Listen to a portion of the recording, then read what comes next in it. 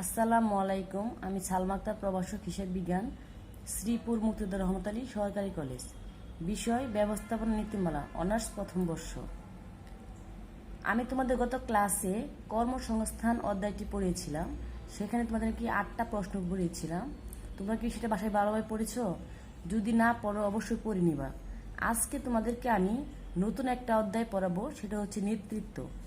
সেই নেতৃত্ব থেকে তোমাদের আমি কি 4টা প্রশ্ন পড়াবো। এই 4টা প্রশ্ন অবশ্যই তোমরা ভাষায় ভালোভাবে দেখবা। কেমন? প্রথম যে প্রশ্নটা সেটা হচ্ছে নেতৃত্বের সংজ্ঞা, দ্বিতীয়টা হচ্ছে নেতৃত্বের গুরুত্ব বা প্রয়োজনীয়তা, 3 নাম্বারটা নেতৃত্বের বা নেতার গুণাবলী, 4 নাম্বারটা নেতার ক্ষমতার উৎস। এখন তোমাদের আমি নেতৃত্বের সংখ্যাটা বলবো। নেতৃত্ব হচ্ছে একটি বিশেষ গুণ বা কৌশল যার দ্বারা ঊর্ধ্বতন কর্মকর্তা অধস্তন কর্মীদের প্রেরণার মাধ্যমে প্রভাবিত করে কোনো সংগঠনের উদ্দেশ্য অর্জন ত্বরান্বিত করে। হ্যাঁ, আরেকভাবে বলা যায় নেতৃত্ব হলো জনগণকে প্রভাবিত করার এমন একটি কলা বা প্রক্রিয়া যাতে তারা দলীয় লক্ষ্য অর্জনে স্বেচ্ছাপ্রণীত হয়। দ্বিতীয় নম্বর প্রশ্নটা হচ্ছে নেতৃত্বের প্রয়োজনীয়তা বা গুরুত্ব।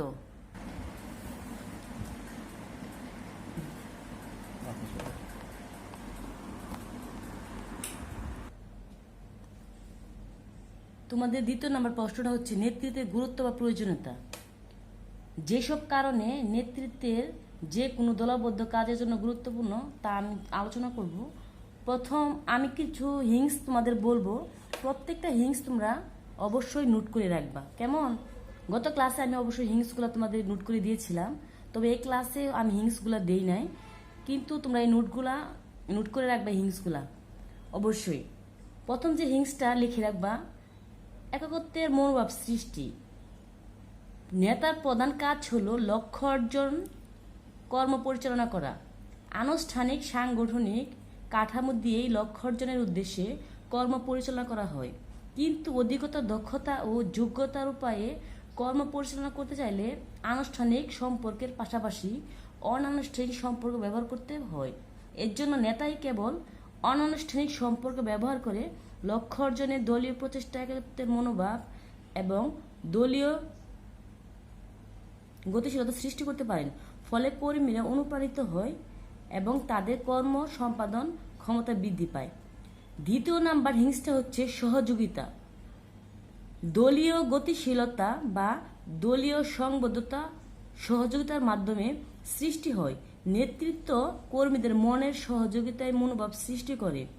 নেতা সুষ্ঠু দ্বিমুখী যোগাযোগ ব্যবস্থার মাধ্যমে নির্বাহী কর্মী সম্পর্কের উন্নতি বিধান করে।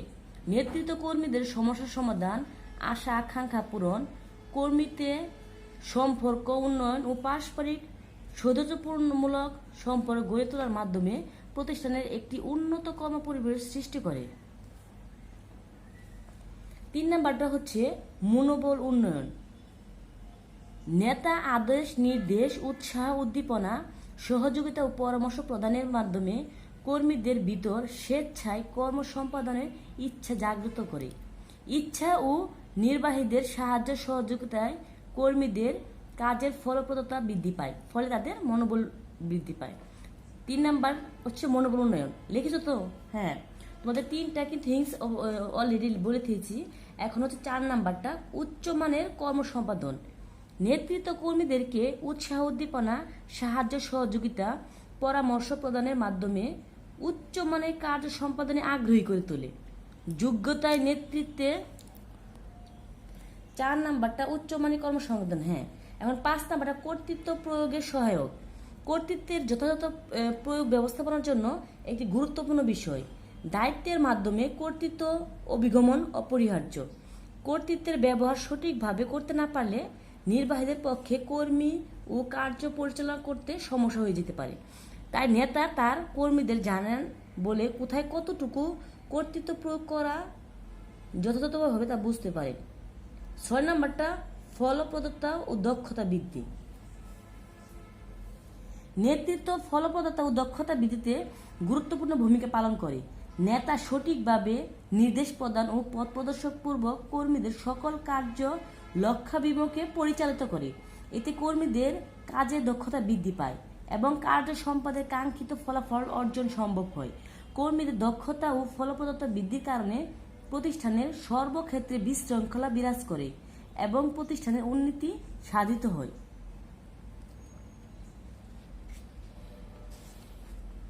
7 নাম্বারটা হচ্ছে লক্ষ্য অর্জনের সহায়ক।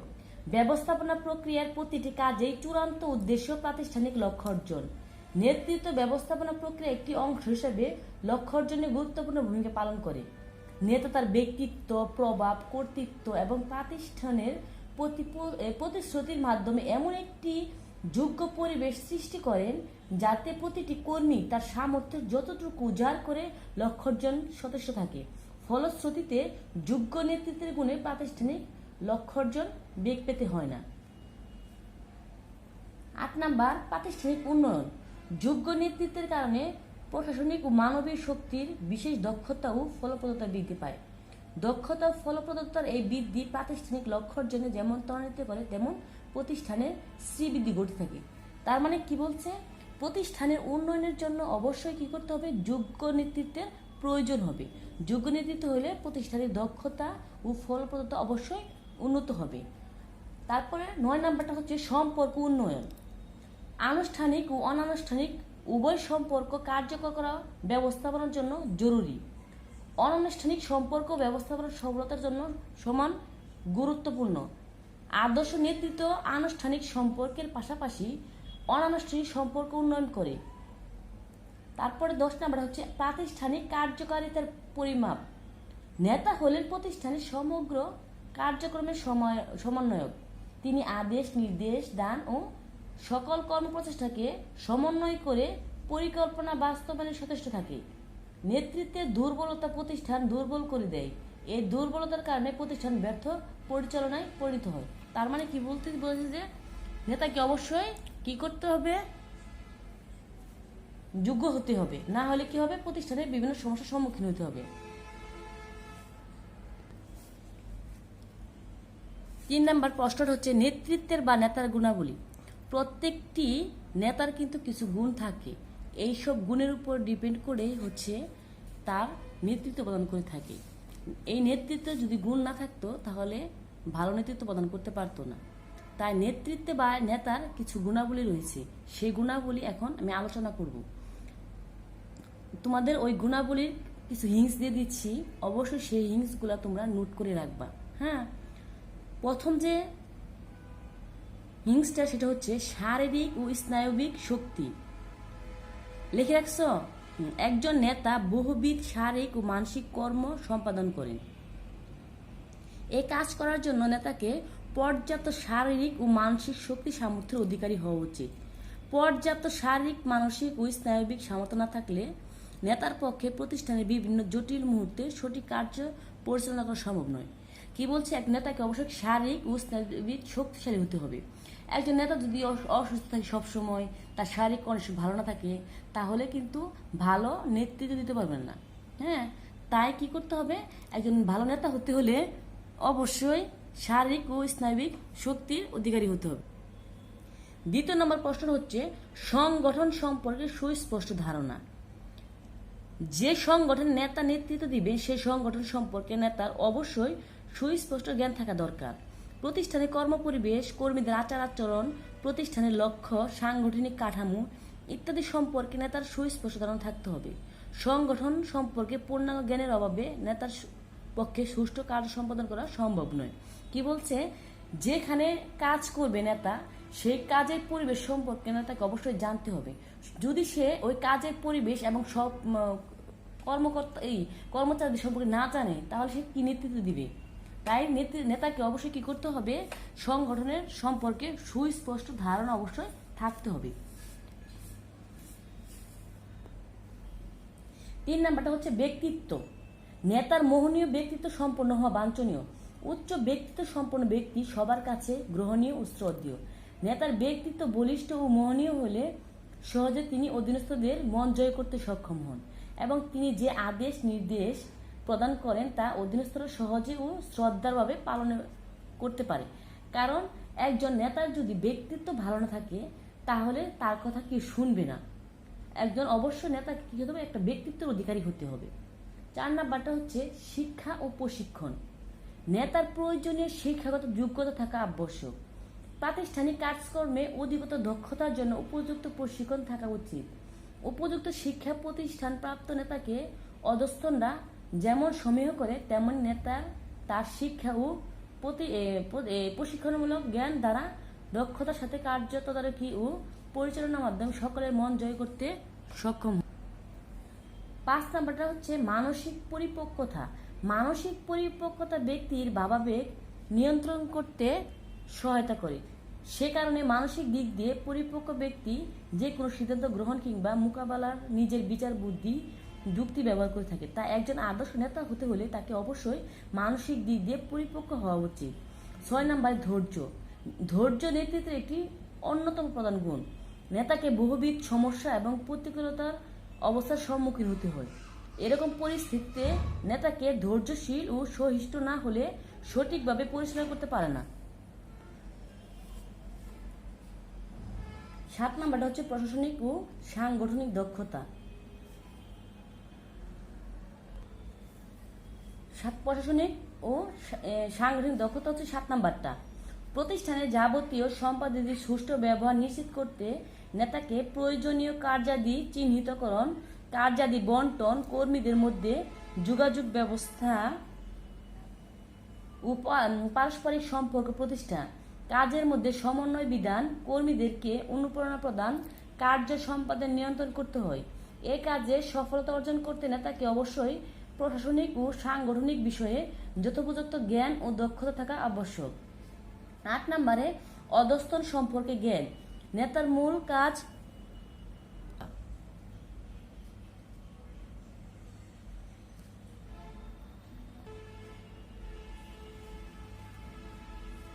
নয় নম্বর উদ্ভাবনী ও সৃজনশীলতা। নেতাকে উদ্ভাবনী ক্ষমতার অধিকারী হতে হবে। প্রতিনিয়ত ব্যবসায়িক ও অন্যান্য পরিবেশ পরিস্থিতি পরিবর্তিত হচ্ছে। এই পরিবর্তনের সাথে তাল মিলাতে হবে পরিকল্পনা প্রণয়ন, সিদ্ধান্ত গ্রহণ এবং কার্য পরিচালনা নব নব পদ্ধতি ও কৌশল গ্রহণ করতে হবে। নেতাকে সৃজনশীল উদ্ভাবনী শক্তির অধিকারী হওয়া আবশ্যক। ধীরচেতা ও সাহসী। একজন নেতাকে অবশ্যই সাহসী এবং ধীরচেতার অধিকারী হতে হবে। যদি সে ভীত থাকে তাহলে অবশ্যই প্রতিষ্ঠানে ভালো কোনো কাজ তিনি করতে পারবে না এবং অধস্তনকে সে নেতৃত্ব দিতে পারবে না। তারপরে হচ্ছে 11 নম্বর হচ্ছে নমনীয়তা ও স্থিতিশীলতা। নেতা অবশ্যই ধীরচেতা সাহসী হবেন, তবে তিনি অবশ্যই একগুঁয়ে মনোভাবাপন্ন হবেন না। সে অবশ্যই নমনীয়তা এবং মন মানসিকতার কোমল টাইপের হতে হবে। 12 নম্বর যোগাযোগ দক্ষতা। নেতার প্রাতিষ্ঠানিক সকল পর্যায়ের অধস্তনদের সাথে তার ভালো যোগাযোগ ব্যবস্থা রাখতে হবে। সে যদি ভালোভাবে যোগাযোগ ব্যবস্থা না করে তাহলে অবশ্যই তিনি অধস্তনদের থেকে ফিডব্যাক ভালো পাবে না এবং ভালো নেতৃত্ব দিতে পারবে না। 13 নম্বরটা হচ্ছে দায়িত্ববোধ।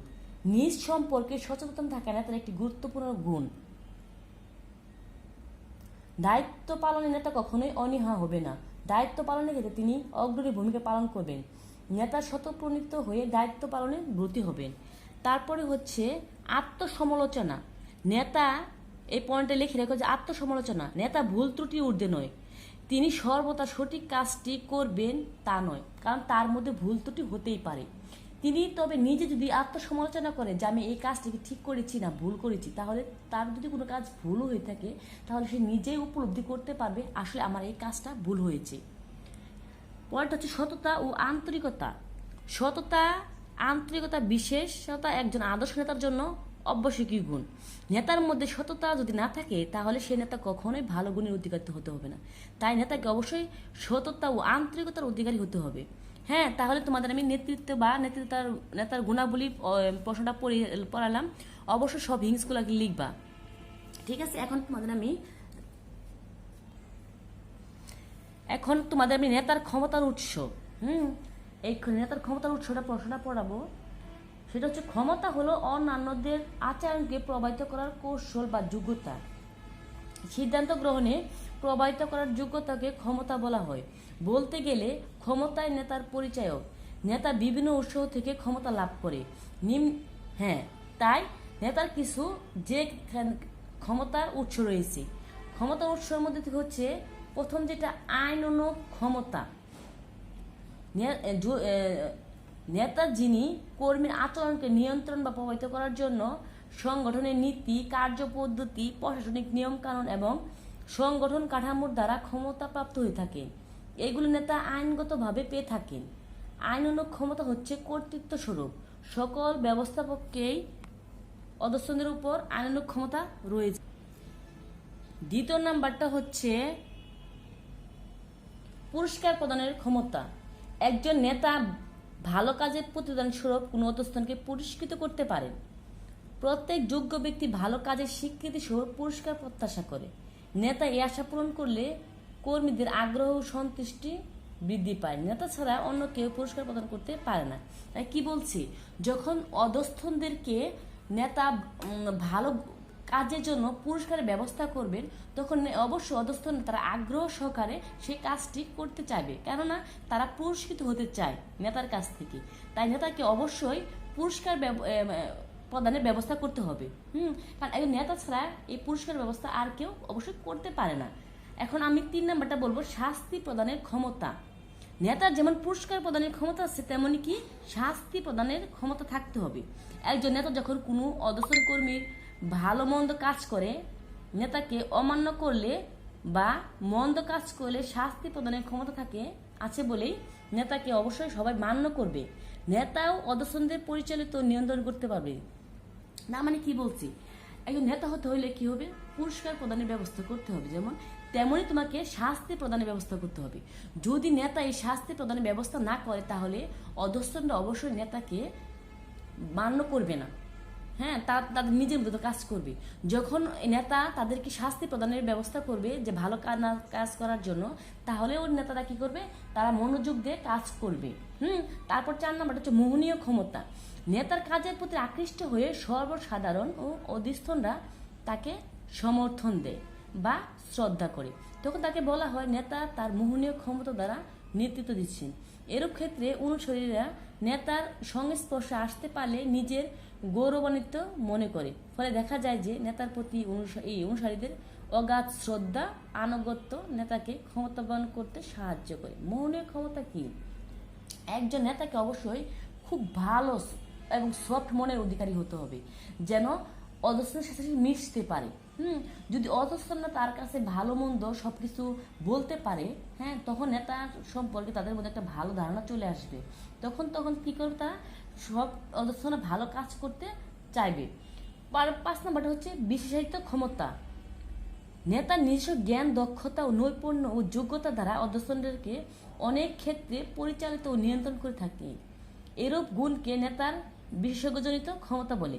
নেতার বিশেষজ্ঞজনিত যোগ্যতা ও সামর্থ্যের কারণে অনুসারে তার শ্রেষ্ঠত্ব স্বীকার করে নেয়, নির্দেশ কর্তৃত্ব মেনে চলে। 6 নম্বরটা তথ্যগত ক্ষমতা। প্রাতিষ্ঠানিক কার্যক্রম পরিচালনা ও ভবিষ্যৎ পরিকল্পনার জন্য গুরুত্বপূর্ণ তথ্য সংরক্ষণ, নিয়ন্ত্রণ, সরবরাহ করার ক্ষমতাকে তথ্যজনিত ক্ষমতা বলে। বর্তমান যুগে নেতাকে কম্পিউটার সহ আধুনিক তথ্য প্রযুক্তির জ্ঞান থাকা আবশ্যক। এ ধরনের জ্ঞান নেতাদের নেতৃত্বকে সংযত করে। এখন তোমাদেরকে আজকে আমি যে নেতৃত্বে 4টা প্রশ্ন পড়াইলাম, অবশ্যই সেই 4টা প্রশ্ন তোমরা পড়বা। এখন তোমরা জানোই যে অনলাইন ক্লাসের ব্যবস্থা করছে, এখন বাসায় অবশ্যই তোমরা পড়ো না, কিন্তু আমরা যে প্রতিদিন যে ক্লাসগুলো দিচ্ছি, অবশ্যই সেই ক্লাসগুলো কিন্তু বাসায় ভালোভাবে পড়ার চেষ্টা করবা। কারণ তোমরা, আমি আগেও বলেছি, এখনো বলতেছি, যে কলেজ খোলা হওয়ার সাথে সাথে তোমাদের পরীক্ষা শুরু হয়ে যাবে। তখন যদি তোমরা এখন যদি না ভালোভাবে পড়াশোনা করো, তাহলে পরীক্ষা শুরু হলে কিছুই পারবে না। হ্যাঁ, এতদিন সময় পেয়েছো, যদি সময়টা কাজে না লাগাও, তাহলে কিভাবে হবে বলো? তাই আমি আজকে নেতৃত্বে 4টা প্রশ্ন পড়ালাম, সেটা তোমরা ভালোভাবে অবশ্যই পড়বা। আজকে কিন্তু আমি কোনো হিংস দিই নাই, মুখে মুখে বলেছি। হিংসগুলা তোমরা নোট করে রাখবা, তা না হলে তোমাদের বইও কিন্তু হিংসগুলা রয়েছে। এর আগে যে আমি কর্মসংস্থান ওদের 8টা প্রশ্ন পড়াইছিলাম, সেই 8টা প্রশ্নে কিন্তু অবশ্যই হিংসগুলা দিয়েছিলাম। তোমরা যদি না পড়ো, অবশ্যই তোমরা এই কয়েকদিনের মধ্যে এই প্রশ্নগুলো পড়ে নিবা, কেমন? আচ্ছা, আজকে চলে যাচ্ছি অনেক ক্লাস থেকে, পরবর্তী ক্লাসে অবশ্যই আসবো। ভালো থাকবা, ধন্যবাদ, আল্লাহ হাফিজ।